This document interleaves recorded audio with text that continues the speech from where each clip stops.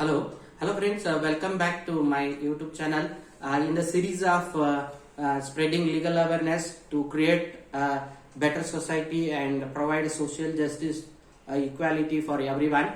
Today we are going to talk about forgery. What is a forgery? Forgery is a criminal as well as a civil offense. It is infringement of somebody's right by creating forged documents.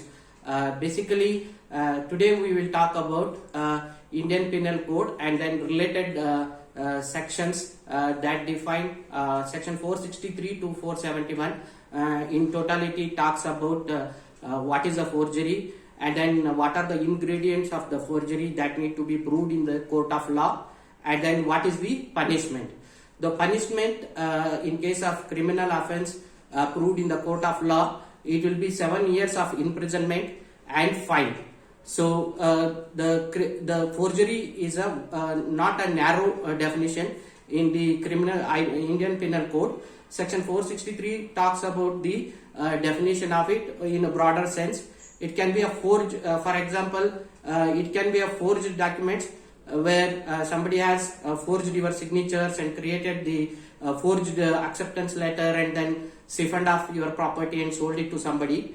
Even though property is sold to somebody, as per the Transfer of Property Act, the seller has concealed the real owner and then sold the property. The sale will never become a truth.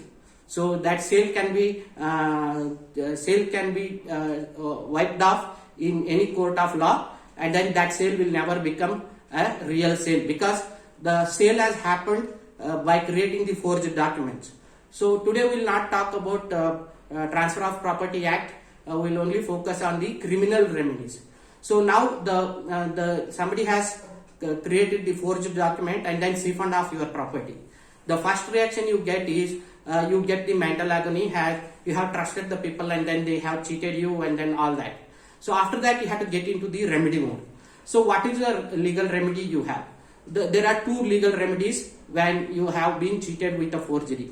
One is the criminal, it comes under the criminal remedy, where section 463 to 471 of Indian Penal Code defines what is a forgery and what are all the ingredients that need to be proved. In case of criminal offense, there are two main elements that you need to prove in the court of law. One is mens rea and actus reus.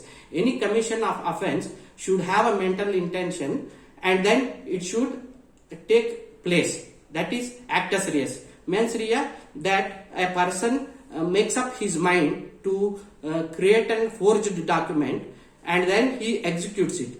The mental planning of a person is called as a mens rea, and the person goes and does a forged signature and gets it through the system and then makes a property in his name to sell it. That is called as actus reus. If you are able to establish mens rea, actus reus as well as the main ingredients, the intention, fraudulent intention of the person to forge and get the benefit out of it, and then somebody's right has been violated there, and then somebody has been cheated and somebody has incurred the loss because of the forgery of someone. So the forgery is not a narrow. Today I am touching only on the forged documents that has been created and then your property has siphoned off, because we are seeing a lot of these incidents happening around. So I thought that you have a little idea on how to seek a criminal remedy and civil remedies. So in case of civil remedies, it becomes a dispute of the title and then it goes to the civil court as a civil suit under the CPC. And then if you are seeking the criminal remedies for this, it will be under IPC. And then the criminal remedies are against the state. So the state becomes the investigation agents here. So you can file an FIR in the police station where investigation takes.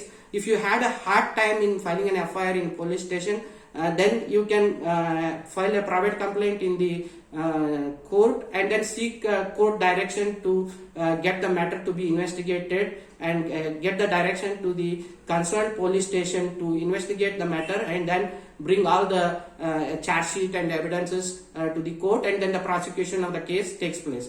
So once you realize that the forgery has happened, there is definitely agony and loss and all that, but you need not to worry. In our legal system, there is a civil remedies, there is a legal remedies, and then if it is a revenue matters, there are different remedies that we can follow up. So we will talk about what happens if it is a revenue land. Say for example, agriculture land, somebody has forged your documents and then siphoned off your agriculture land. We will see how that happens from Tahsildar, Assistant Commissioner and DC, and then it comes to the revenue courts. How does that procedure happens? That we will discuss it in our next sessions. Thank you. Hope you found this video helpful. Stay safe. Take care. See you in your next video. Bye bye.